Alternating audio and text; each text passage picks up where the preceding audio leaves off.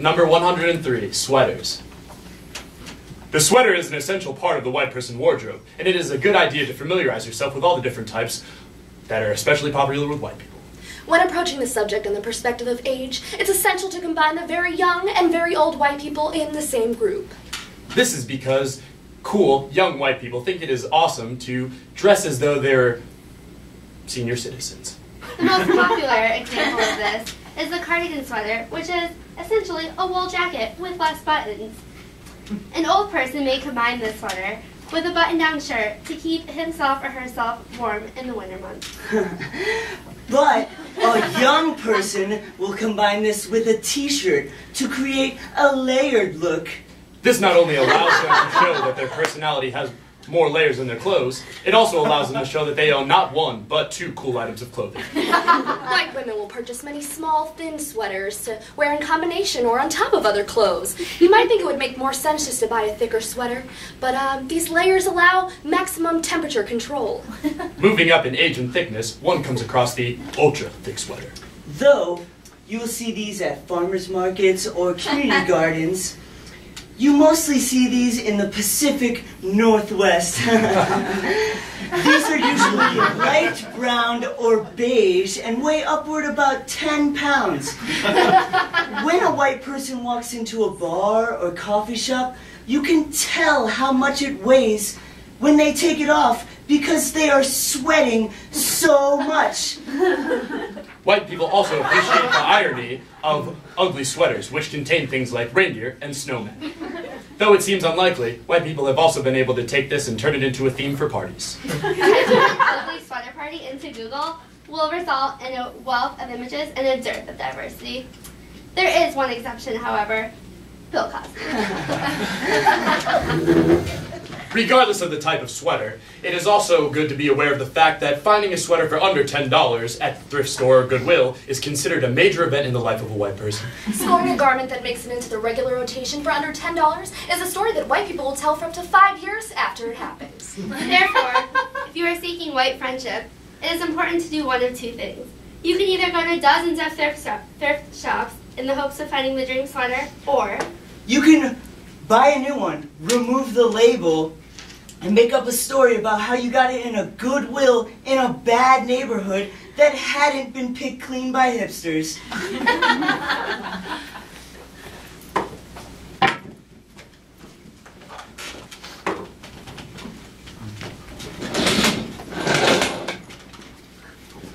"107 self-aware hip-hop references.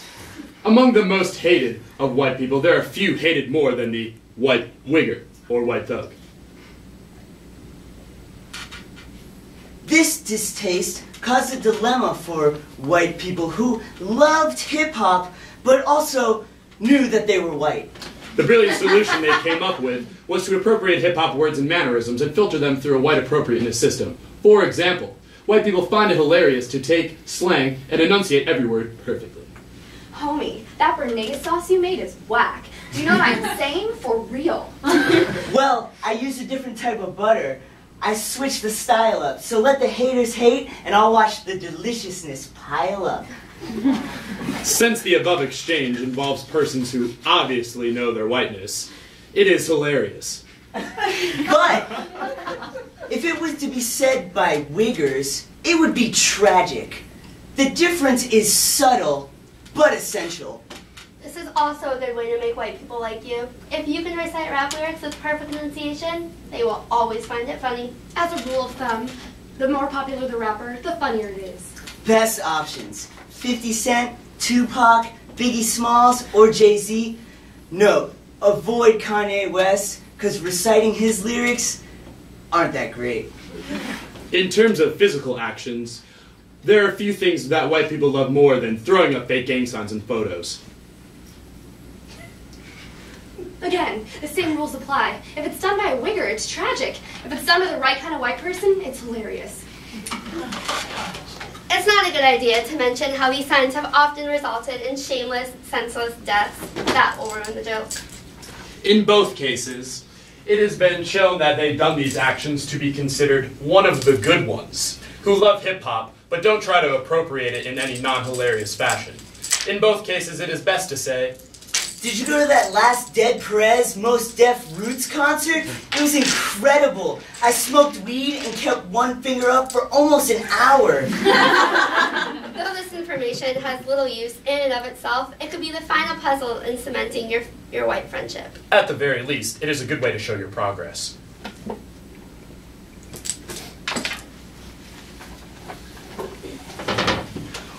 "116. Black music that black people don't listen to anymore." All music genders go through a very similar life cycle. Birth, growth, Mainstream acceptance. Decline and finally obscurity. Black music, however, never reaches that final stage because white people work tirelessly to keep it alive. Apparently, once a music's lost its relevance with its intended group, white people find it more relevant. Historically speaking, the music that white people have kept on life support for the longest amount of time is jazz. Thanks largely to public radio, coffee shops, and bookstores. Jazz music has carved a niche in white culture, but is not ready to be replaced by Indie rock. the biggest role that jazz plays in white culture is the Fantasy of white leisure.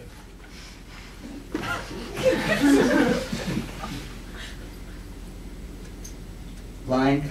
All white people believe. All white people believe that watching television.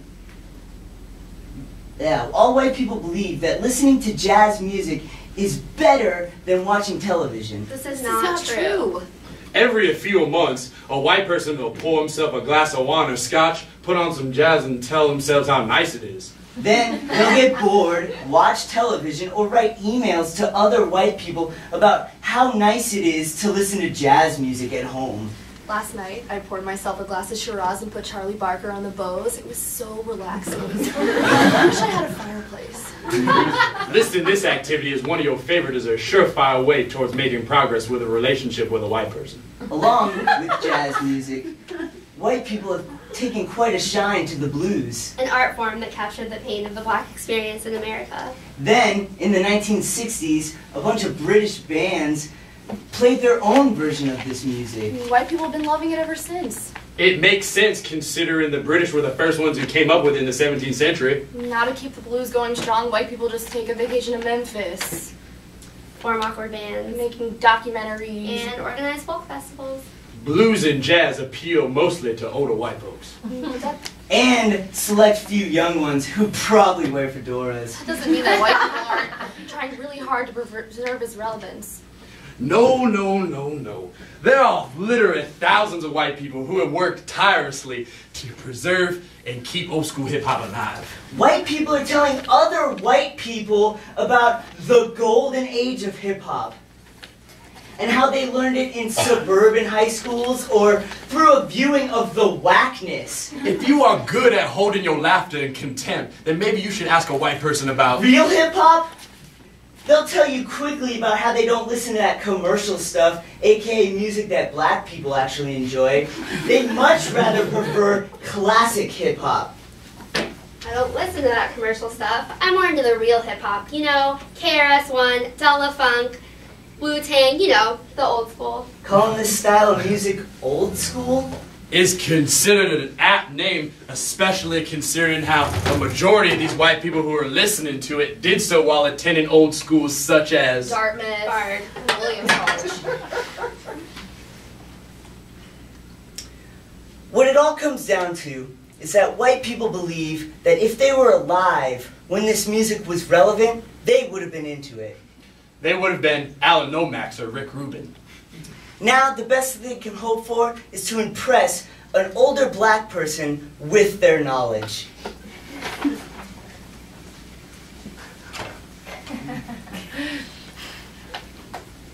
Number 124, hating people who wear Ed Hardy. Often, the easiest way to get on common grounds with a white person is to talk about Something you both hate. discussing something you both like may lead to an argument over Who likes it more, or Who liked it first? Clearly, the safest route is mutual hatred. when choosing to discuss something that a white person hates, it's best to choose something that will allow the white person to make clever comments or at the very least feel good about themselves. One. Currently, the easiest way to do this is to ask a white person their views on people who wear Ed Hardy! Ed Hardy. Ed Hardy! Ed Hardy is a clothing company that has a wide variety of expensive t-shirts, hoodies, and jeans. These clothes are notable for their use of elements of classic tattoos such as skulls, hearts, dragons. On the surface, the use of the words classic, tattoo, t-shirt, all seem like a logical fit for white people. But it is not. In fact, white people hate these clothes unilaterally, and it's best to just accept that at face value. If you were to ask a white person to explain why a normal dragon logo is okay, but one that wraps around the neck is not, you'd be stuck in a long and fruitless conversation. To put this in perspective, white people hate Ed Hardy so much that they cannot wear it ironically. As it stands, the only entries in this category that are left are the Nazi uniforms, Ku Klux Klan robes, and self-tanner. Since you cannot have Ed Hardy's main party in good conscience, you take this white hatred and make your stories more appealing to white people. For example, you can take the reasonable or not so compelling story. I got cut off in traffic, and when I looked over at the guy, he gave me the finger. and replace it with, I got cut off in traffic this morning by a guy in an Ed Hardy shirt. I honked and then he gave me the finger. The story will become 60% more interesting to white people because they can come back with a witty response like, I guess that douchebag had to get to some UFC party or promote some club event. Follow this up with a laugh. a high five, a compliment about the acceptable t-shirt the white man was wearing. And you will find yourself with a new friend. Find yourself with a new friend. Find yourself with a new friend. Find yourself with a new friend.